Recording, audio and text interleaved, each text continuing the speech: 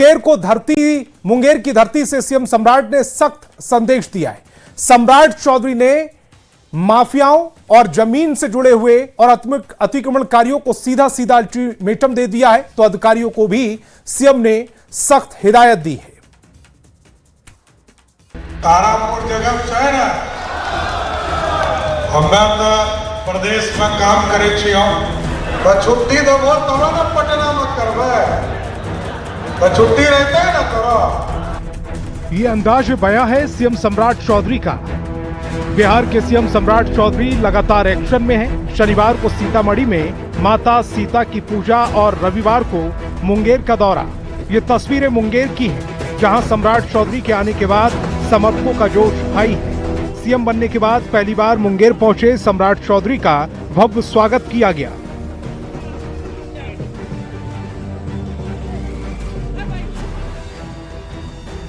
मुंगेर में सम्राट चौधरी ने दो बड़े बयान देकर सबको चौंका दिया। सम्राट ने अतिक्रमणकारियों को सीधे सीधे चेतावनी देते हुए कहा, अगर सरकारी जमीन पर घर बनाया तो वो घर गिराया जाएगा। जब उनके घर की सीढ़ी टूट सकती है तो कोई बचेगा नहीं। सम्राट चौधरी ने बिहार के अफसरों को भी सीधे सीधे चेतावनी दे डाली। सम्राट ने कहा, अगर अधिकारी 1 महीने से ज्यादा फाइल लटकाएंगे तो नप जाएंगे। तारापुर में मेरा भी घर है और मेरे घर के भी सीढ़ी को तोड़ने का काम प्रशासन कर रहा है। इसलिए किसी का भी जमीन निजी है तब तो कोई दिक्कत नहीं है, लेकिन यदि सरकारी जमीन पर घर बना है उसको ध्वस्त होना ही होगा। मुख्यमंत्री कार्यालय, ब्लॉक, अंचल और थाने को मॉनिटरिंग करने का काम करेगा, आपकी समस्या को समाप्त करने का काम करेगा।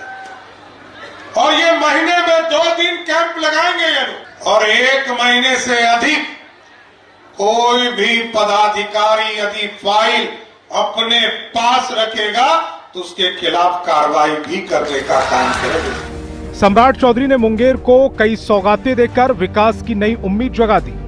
असरगंज के ऐतिहासिक ढोल पहाड़ी पहुंचकर सम्राट चौधरी ने पूजा अर्चना की। इलाके के विकास के लिए करोड़ों की योजनाओं का शिलान्यास किया। सीएम ने भरोसा दिलाया कि ढोल पहाड़ी को इको टूरिज्म के रूप में विकसित किया जाएगा। ढोल पहाड़ी में तो जितने हमारे वीर स्वतंत्रता सेनानी थे उनका कैंप था, वे लोग अंग्रेजों से छुपकर यहाँ आंदोलन चलाने का काम करते थे। इसको भी एक पर्यटन केंद्र घोषित करने का काम हम लोग कर रहे हैं।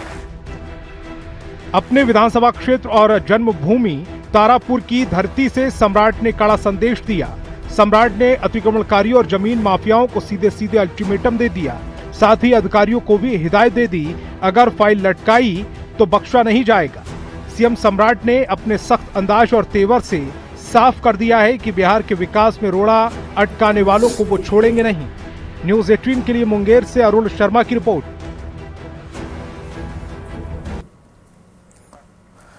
और कथाभाषक बाबा बागेश्वर ने नागपुर के एक कार्यक्रम में कहा कि बच्चे 4 पैदा करो लेकिन 1 आरएसएस को दे दो। इस बयान पर केंद्रीय मंत्री जीतन राम मांझी का बयान सामने आया।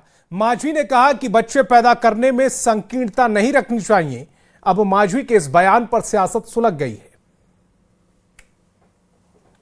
हम पूरे भारत से प्रार्थना करेंगे, बच्चे तो 4 पैदा करो पर 1 स्वयंसेवक संघ के लिए दो। कथावाचक बाबा बागेश्वर ने नागपुर के एक कार्यक्रम में कहा कि बच्चे 4 पैदा करो लेकिन 1 आरएसएस को दो। बाबा बागेश्वर के इस बयान पर केंद्रीय मंत्री जीतन राम मांझी का बयान आया। मांझी ने कहा, बच्चे पैदा करने में संकीर्णता नहीं रखनी चाहिए। मांझी ने अपने विचार को आगे बढ़ाते हुए कहा कि मनुष्य केवल पेट भरने के लिए ही पैदा नहीं होता, हाथ और मस्तिष्क लेकर भी पैदा होता है। कौन बच्चा कितना बड़ा आदमी हो सकता है ये कहा नहीं जा सकता। मांझी ने जनसंख्या के बारे में व्यापक दृष्टिकोण अपनाने पर जोर दिया। देखिए, उन्होंने क्या कहा है क्या न कहा है उसके बारे में मैं नहीं कहता। सभी पेट लेके नहीं पैदा होता है, हाथ और मस्तिष्क लेके ही पैदा होता है। कौन लड़का कितना बड़ा आदमी हो सकता है कहा नहीं जा सकता है। हम रोजगार पैदा करेंगे, ईमानदारी से समाज को चलाएंगे तो सबका पालन हो जाएगा। केंद्रीय मंत्री जीतन राम मांझी ने जनसंख्या बढ़ाने में संकीर्णता नहीं दिखाने की बात कहकर सियासी बहस छेड़ दी है। सत्ता पक्ष के लोगों ने भी इस बयान पर मांझी का खुलकर साथ नहीं दिया, तो विपक्ष ने भी मांझी के इस बयान के लिए पलटवार किया है। कौन क्या बोलता है उससे कोई फर्क नहीं पड़ता है।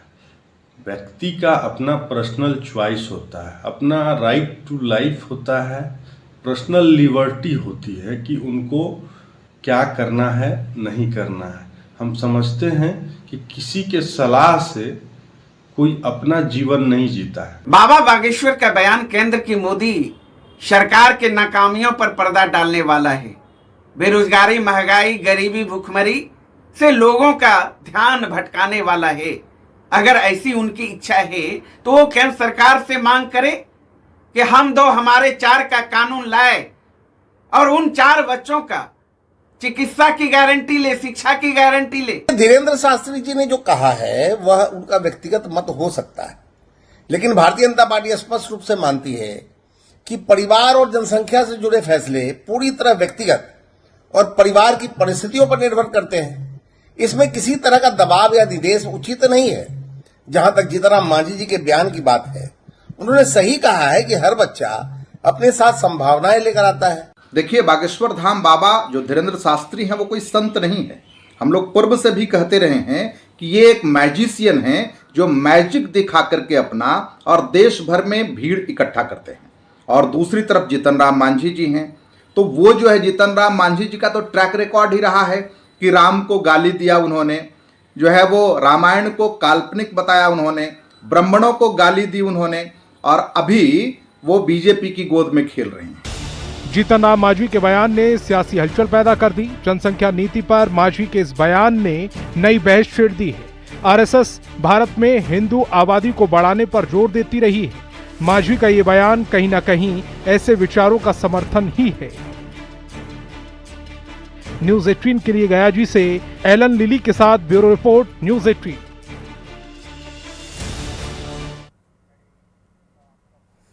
और खबर नवादा से, जहां की सड़कों पर अब एक कुख्यात अपराधी ने कानून को चुनौती दी तो पुलिस ने उसे ऐसा सबक सिखाया कि अब वो भागना तो दूर, खड़ा होने लायक भी नहीं बचा। ऑपरेशन लंगड़ा के तहत नवादा पुलिस की बड़ी कार्रवाई, दिखाते हैं एक रिपोर्ट के जरिए।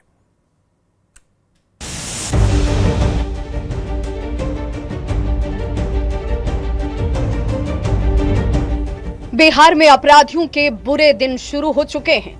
सुशासन की पुलिस अब अपराधियों को उनके दुस्साहस का जवाब उन्हीं की भाषा में दे रही है। जनता भी इस ऑपरेशन से खुश है कि अब अपराधियों के घुटने तोड़ने वाला ये ऑपरेशन लंगड़ा ही बिहार में कानून का इकबाल बुलंद करेगा। बिहार में अपराधियों के खिलाफ ऑपरेशन लंगड़ा अब और तेज हो गया है। नवादा के रोह थाना क्षेत्र में पुलिस की एक बड़ी कार्रवाई हुई। कुख्यात इनामी बदमाश टिंकू यादव के साथ पुलिस और अपराधियों के बीच मुठभेड़ हुई। मुठभेड़ के दौरान पुलिस ने आत्मरक्षा में फायरिंग की, जिसमें टिंकू यादव के बाएं पैर में गोली लगी। घायल हालत में पुलिस ने इसे मौके पर ही गिरफ्तार किया। टिंकू यादव ग्रामीण चिकित्सक अशोक मिस्त्री हत्याकांड का वांछित आरोपी था और उसके सिर पर 50,000 की इनाम राशि भी थी। कल देर रात रोह थाना अंतर्गत की सूचना प्राप्त हुई थी कि एक अभियुक्त जिनका नाम टिंकू यादव है और रोह थाना में ही कोसी गांव में एक हत्या हुई थी, जिसमें वे फरार चल रहे थे। एक अशोक मिस्त्री की दुर्दांत तरीके से हत्या कर दी गई थी, उनको जला दिया गया था। साथ में वे जो अभियुक्त हैं कई जो लूट के कांड हैं उसमें भी फरार चल रहे थे। लछवाड़ थाना अंतर्गत, अन्य थाना अंतर्गत जो है वो फरार चल रहे थे। साथ में 50,000 का इनाम भी घोषित किया गया था। ये कार्रवाई बिहार पुलिस के ऑपरेशन लंगड़ा का हिस्सा है। इस अभियान के तहत पुलिस अपराधियों को जान से मारने के बजाय उन्हें जिंदा पकड़ने की रणनीति पर काम कर रही है। खास तौर पर पैर में गोली मारकर उन्हें भागने लायक नहीं छोड़ रही, जिससे अपराधी घायल होकर पुलिस के खत्ते चढ़ रहे हैं। फिलहाल घायल अपराधी को अस्पताल में भर्ती कराया गया है, जहां उसका इलाज चल रहा है। पुलिस अब उसके गिरोह के बाकी सदस्यों की कुंडली खंगाल रही है। देखना होगा कि नवादा से शुरू हुई ये धमक राज्य के बाकी जिलों में छिपे अपराधियों के मन में कितना खौफ पैदा करती है। पूरे घटनाक्रम को समझिए। 26 अप्रैल 2026 रविवार को सुबह मुठभेड़ हुई। नवादा रोह थाना क्षेत्र के कोशी गांव के पास ये मुठभेड़ हुई। पुलिस को गुप्त सूचना मिली कि वांछित आरोपी यहां छिपे हैं। थानाध्यक्ष के नेतृत्व में पुलिस की टीम पहुंची। पुलिस की गाड़ी देखते ही अपराधी भागने लगे। पुलिस ने इन्हें रोकने की कोशिश की तो हमला हुआ। पुलिस ने आत्मरक्षा में 2 राउंड फायरिंग की। फायरिंग में टिंकू यादव के बाएं पैर में गोली लग गई। टिंकू घायल हो गया और मौके पर ही गिरफ्तार किया गया। उसका साथी दूसरी मोटरसाइकिल से यहां से भाग निकला। ऑपरेशन लंगड़ा के माध्यम से पुलिस का साफ संदेश है कि बिहार में अपराधियों के लिए कोई सुरक्षित ठिकाना नहीं बचा। पुलिस की यह सख्ती अपराध पर अंकुश लगाने में कारगर साबित हो रही है। नवादा से ये ताजा कार्रवाई एक बार फिर साबित करती है कि ऑपरेशन लंगड़ा पूरी ताकत से जारी है। न्यूज़ 18 के लिए नवादा से अनिल विशाल की रिपोर्ट।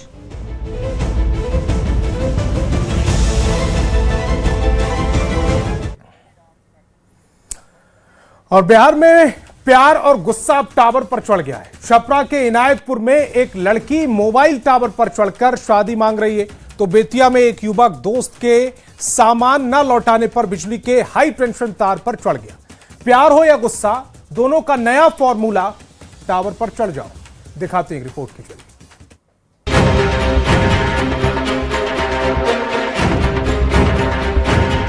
भाई साहब, बिहार में आजकल एक लहर दौड़ रही है, वो भी टावर पर चढ़ने की। ये लहर बिजली के तारों और मोबाइल के नेटवर्क से होते हुए सीधे लोगों के सिर पर चढ़ गई है।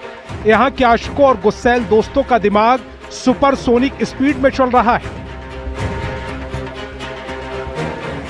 पहले लोग प्यार में चांद तारे तोड़कर लाने की कस्में खाते थे, लेकिन अब जमाना डिजिटल और इलेक्ट्रिक हो गया है। अब लोग चांद के बजाय सीधे मोबाइल और बिजली के टावर पर चढ़ रहे हैं।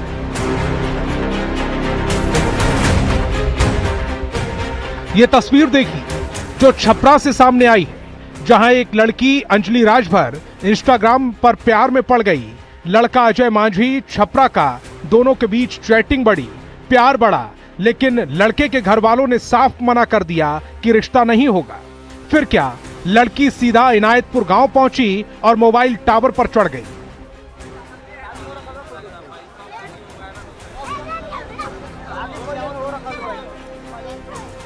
ऊपर से चिल्ला रही है धूमधाम से शादी करनी है, कोर्ट मैरिज भी नहीं करनी, पूरे परिवार को आना पड़ेगा, नहीं तो यहीं जान दे दूंगी। पुलिस प्रशासन नीचे खड़े समझा रहा है, भीड़ जमा है, लोग मजे ले रहे हैं, वीडियो बना रहे हैं।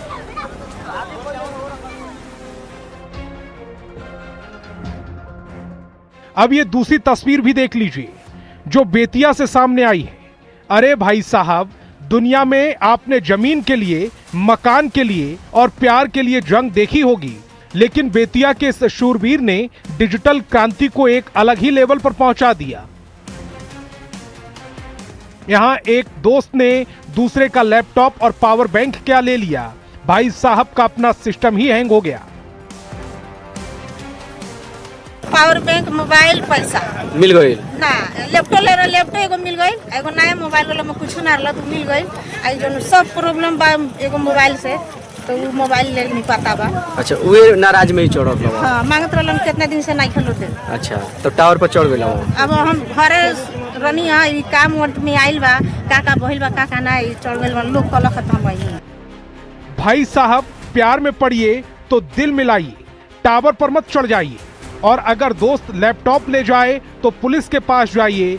बिजली के तार पकड़ने से दोस्त को करंट नहीं, आपको मोक्ष जरूर मिल जाएगा। याद रखिए, टावर पर चढ़ने से ना रिलेशनशिप स्टेटस सुधरता है और ना ही लैपटॉप की बैटरी चार्ज होती है। इस मामले पर पुलिस को भी संज्ञान लेना चाहिए और इन नौटंकीबाजों को सबक सिखाना चाहिए। नहीं तो आज बेतिया और छपरा से यह घटना सामने आई है, कल बिहार के हर गांव से आएगी। न्यूज़ 18 के लिए छपरा से संतोष और बेतिया से मुन्ना राज की रिपोर्ट। बिहार में एईडीओ परीक्षा बड़े घोटालों में बदलती नजर आ रही है। ईओयू की जांच में हर दिन नए खुलासे हो रहे हैं। सॉल्वर गैंग से लेकर संगठित नेटवर्क तक के संकेत मिल रहे हैं और अब सवाल यह है कि क्या इस पूरे खेल में और बड़े नाम सामने आएंगे। दिखाते हैं एक रिपोर्ट।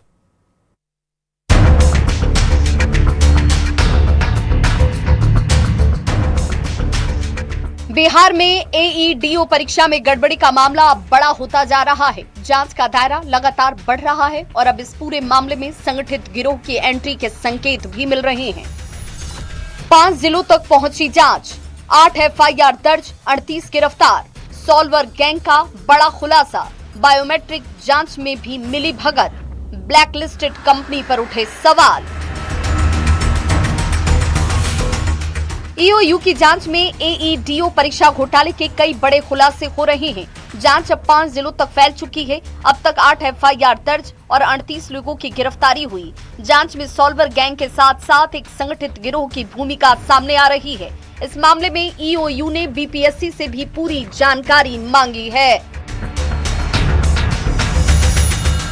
बताया जा रहा है कि 14 से 21 फरवरी के बीच हुई एईडीओ परीक्षा में गड़बड़ी हुई। जिस कंपनी को परीक्षा कराने की जिम्मेदारी दी गई थी वो पहले से ही एनटीए द्वारा ब्लैकलिस्टेड बताई जा रही है।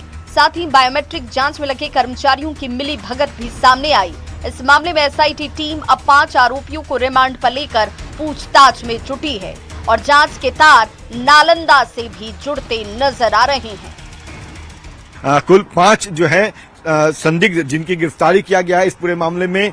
वैसे तो इस मामले में 38 लोग जो हैं वो गिरफ्तार किए गए हैं, लेकिन 5 से फिलहाल रिमांड पर यहां ला करके जो है पूछताछ की जा रही है। इसके अलावा जो 8 जिले हैं जहां पे एफआईआर दर्ज है अलग अलग जिलों में, वहां के जो आईओ हैं वो भी उन सभी जो इस कांड से जुड़े जो लोग हैं जरूरत पड़ने पे उन सभी को रिमांड पर लेकर के पूछताछ वो करेंगे और इसका सिलसिला जो है वो शुरू हो चुका है। लेकिन एक महत्वपूर्ण खबर ये भी है कि एईडीओ जो परीक्षा में गड़बड़ी का मामला जो है इसके भी तार जो है वो नालंदा से जुड़े हुए जो है वो पाए गए हैं। तो एईडीओ परीक्षा घोटाले में हर दिन नए खुलासे हो रहे हैं। अब देखना होगा कि जांच आखिर किन बड़े नामों तक पहुंचती है। न्यूज़ 18 के लिए पटना से अमित कुमार की रिपोर्ट।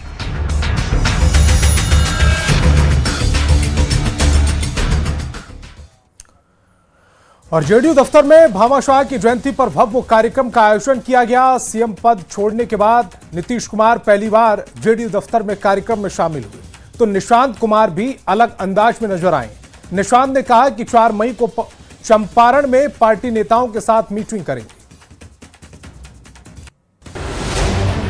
ये 2 तस्वीरें हैं जेडीयू दफ्तर में भामाशाह की जयंती के मौके पर हो रहे कार्यक्रम की।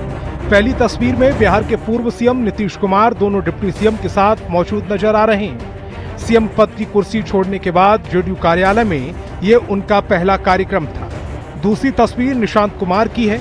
पगड़ी पहने निशांत कुमार का अलग ही अंदाज है। जेडीयू दफ्तर में भामाशाह की जयंती पर भव्य कार्यक्रम का आयोजन किया गया। पहले नीतीश कुमार इस कार्यक्रम में शामिल हुए। इस दौरान समर्थकों ने नीतीश कुमार जिंदाबाद के नारे लगाए। नीतीश कुमार के जाने के बाद निशांत कुमार कार्यक्रम में भाग लेने पहुंचे। निशांत ने भामाशाह के कार्यों को याद किया। भामाशाह जी का कहना था कि देश से कमाया हुआ धन अगर देश की रक्षा में लगा दिया जाए ये उनका सौभाग्य है। भामाशाह जी का जीवन हमें सिखाता है कि धन की सच्ची सार्थकता इसी बात में है कि उसे समाज और देश हित में लगा दिया जाए। निशांत कुमार 3 मई से बिहार दौरे पर निकलने वाले हैं। निशांत पार्टी कार्यकर्ताओं और नेताओं से लगातार फीडबैक ले रहे हैं। भामाशाह की जयंती पर उनका खास अंदाज सबको भा गया। कार्यक्रम के बाद निशांत ने कहा कि 4 मई को उनकी जेडीयू नेताओं के साथ मीटिंग है। वो पूरा बिहार घूमेंगे और पिताजी ने जो काम किया उसे जन जन तक पहुंचाएंगे। 4 तारीख को फिर मीटिंग है जी। पूरा बिहार घूमेंगे, बिहार का अलग कल्चर है, पिताजी काम को बताएंगे। 3 मई से हाँ, जो भी उन्होंने किया 20 साल उसको जन जन तक पहुंचाना है। जो उनके अधूरे काम है उनको पूरा करने की कोशिश करेंगे। सीएम पद छोड़ने के बाद नीतीश कुमार का अब फोकस पार्टी और संगठन पर है। भामाशाह की जयंती पर नीतीश कुमार पार्टी के अन्य नेताओं के साथ मंच पर नजर आए। इस दौरान जब एक गाना बजा तो नीतीश ने पार्टी नेताओं से ताली बजाने को भी कहा तो निशांत भी पार्टी दफ्तर में अलग अंदाज में नजर आए। न्यूज 18 के लिए पटना से धर्मेंद्र कुमार की रिपोर्ट। और बिहार के गयाजी और बोधगया को एक नई पहचान देने की तैयारी तेज हो गई है। मगध टाउनशिप के रूप में एक आधुनिक ग्रीनफील्ड शहर बसाने की योजना पर काम शुरू हो चुका है। यहां विकास, रोजगार और पर्यटन तीनों का नया संगम देखने को मिलेगा। रिपोर्ट दिखाते हैं।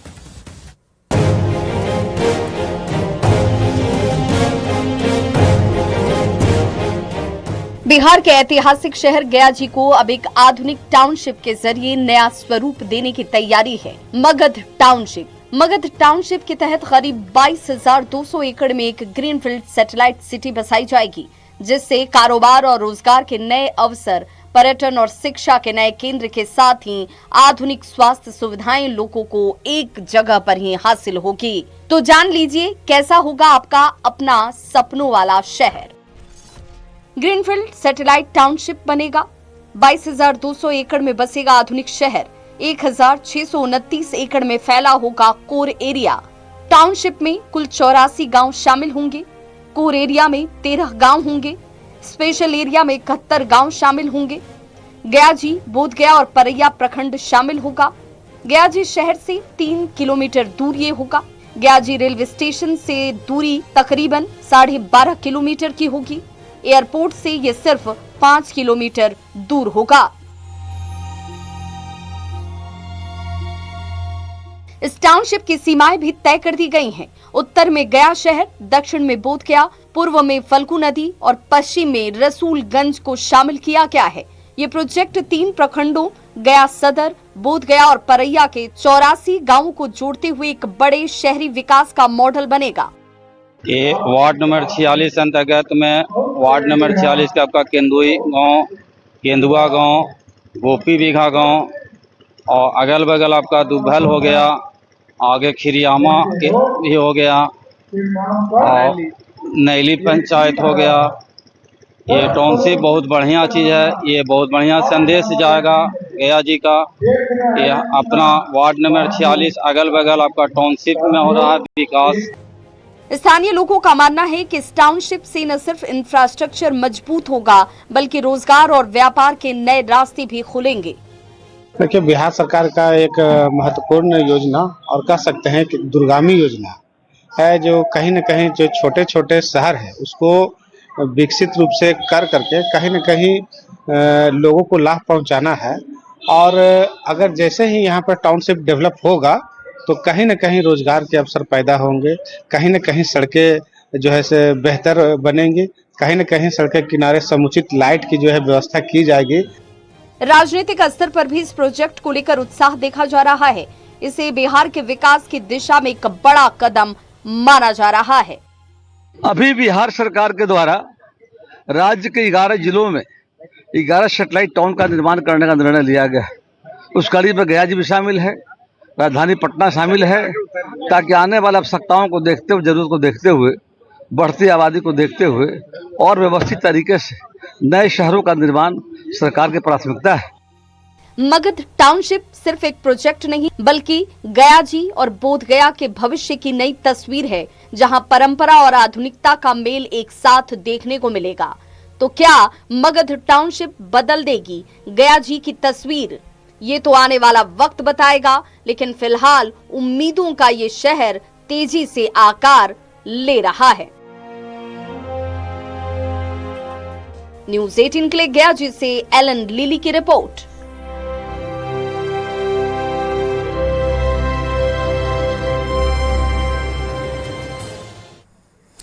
और पटना सिटी के बाईपास थाना क्षेत्र में 10 साल की बच्ची की निर्मम हत्या कर शव फेंकने के मामले का पुलिस ने खुलासा कर दिया। हत्याकांड को पड़ोस के रहने वाले रंजीत कुमार ने अंजाम दिया। रंजीत कुमार ठेले पर फेरी लगाने का काम करता है। बच्ची के साथ दुष्कर्म के प्रयास के दौरान जब बच्ची ने शोर मचाया तो रंजीत ने मसाला कूटने वाले लोड़ी से पीट कर रोशनी की निर्मम हत्या कर दी। बाद में उसके शव को कंबल में लपेटकर फेंक दिया। पुलिस ने पूरे मामले का वैज्ञानिक अनुसंधान कर आरोपी को उसके घर से गिरफ्तार कर लिया। पुलिस ने आरोपी के घर से खून से सना तकिया, कंबल, बच्ची के दूध का केन हत्या में इस्तेमाल मसाला कूटने वाली लोड़ी, खून के सैंपल और बच्ची की चप्पल भी बरामद की है। इस सब के क्रम में जो इस पूरी घटना को करने वाले व्यक्ति थे उसकी पहचान की गई और वो रंजीत कुमार है। वो उसी की जगह के आसपास में रहता था किराए पे कमरा लेके और उसी के द्वारा घटना किया गया था। जब उससे पूछताछ किया गया तो पता चला कि ये जो अभियुक्त है रंजीत कुमार, ये बच्ची को करीब 1.5-2 महीने से बहला फुसला रहा था। ये ठेला पे सामान बेचता था, स्टिकर वगैरह को, और यही देके वो बच्ची को बहलाने फुसलाने की कोशिश कर रहा था और कभी सामान देने के नाम पे, कभी पैसा देने के नाम पे उसको बुलाता था। घटना के दिन भी जब बच्ची दूध दे के लौट रही थी तो ये उसको बहला फुसला के अपने कमरे में ले गया। इसके साथ जब कमरा में ले गया, दरवाज़ा बंद किया तो बच्ची को एहसास हुआ कि कोई दुर्घटना हो सकती है, तो वो चिल्लाने की कोशिश की। इसी में ये वहाँ पे जो उसके पास रखा हुआ था तो लोही था, उससे उसके सर पे दे मारा और कई बार प्रहार करने के बाद उस बच्ची का देहांत हो गया। खबर सासाराम से, जहां प्रेमी युगल को पकड़ने पहुंची पुलिस के सामने प्रेमी ने आत्महत्या करने की कोशिश की। युवक के हाथ की कलाई धारदार हथियार से काटकर कुछ आपत्तिजनक दवाएं भी खा ली थी। युवक की हालत बिगड़ने पर पुलिस युवक को अस्पताल लेकर पहुंची, जहां उसका इलाज जारी है। बताया गया है कि युवक ने एक नाबालिग लड़की को घर से भगा लिया था, जिसके चलते पुलिस युवक की गिरफ्तारी के लिए मौके पर पहुंची थी, लेकिन मौके पर युवक ने आत्महत्या करने की कोशिश की। फिलहाल युवक का इलाज जारी है। सदर हॉस्पिटल ट्रॉमा सेंटर में आया है। बताया गया कि ये जहर खाकर आया है और पुलिस द्वारा लाया गया है। तो हम लोग यहाँ इलाज किए, डॉक्टर साहब थे, इलाज किए। उसके बाद मैं भी आया, इलाज किया। अभी रिकवरी में है, पेशेंट ठीक है। पता चला जब होश आया मरीज को तो बोला कि हम एरिथ्रोमाइसिन और ट्रामाडोल का टैबलेट 10 टैबलेट खा लिए हैं। अभी मरीज कंट्रोल में है, खतरे से बाहर है। लड़की का अपहरण का मामला था, जिसमें कि जो अभियुक्त लड़की की बरामदगी हेतु सागर थाने की पुलिस मेरी वजह जो अग्रेड थाना अंतर्गत पड़ता है, तो वहाँ पर उसको बरामदगी के लिए गई थी और बरामदगी जब होने के उपरांत उसको लेकर के जब थाने पर आ रही थी, उसी बीच में लड़के का तबीयत खराब हुआ और त्वरित कार्रवाई करते हुए लड़के को सदर अस्पताल सासाराम में एडमिट करवाया गया, जिसमें उसका उपचार चल रहा है और अभी स्थिति उसकी सामान्य है। बड़ी खबर समस्तीपुर से, जहां पटोरी थाना क्षेत्र से एक युवक को गुजरात एटीएस ने मुंबई से गिरफ्तार कर लिया। मुर्शिद जहीर अख्तर शेख को देश विरोधी गतिविधियों के आरोप में गिरफ्तार किया गया है। उस पर पाकिस्तानी खुफिया एजेंसी ISI और आतंकी संगठनों से जुड़े होने का आरोप है। डिजिटल जांच में संदिग्ध चैट और संदिग्ध संपर्कों के प्रमाण मिले हैं, जिसके आधार पर जांच एजेंसियां उसके नेटवर्क की पड़ताल कर रही हैं। मुर्शीद के पिता जाहिद शेख ने कहा कि अगर उसका बेटा दोषी है तो उसे सजा दी जाए और अगर निर्दोष है तो उसे छोड़ा जाए। वहीं पंचायत के मुखिया ने भी पूरे मामले पर जांच कर उचित कार्रवाई की मांग की है। आतंकी गतिविधि में शामिल होने के आरोप में समस्तीपुर के पटोरी थाना क्षेत्र के सिउड़ा वार्ड संख्या 8 के रहने वाले मोहम्मद मुर्शीद को गुजरात एटीएस के द्वारा मुंबई से गिरफ्तार किया गया है और उनके साथ एक और लोगों की गिरफ्तारी हुई है। और मुर्शीद के घर पर इस वक्त हम मौजूद हैं और उनके ये पिता है और ये उनकी माँ है और हम इनसे जानने की कोशिश करेंगे कि ये जो कार्रवाई हुई है उस कार्रवाई को लेकर के ये क्या कहते हैं। उसका दिमाग हल्का है ना, बच्चे से जो है सो वो सब मसला था, बच्चे से उसका सिर जो है सो दिमाग हल्का है। तो इस तरह के आरोप में जो आतंकवादी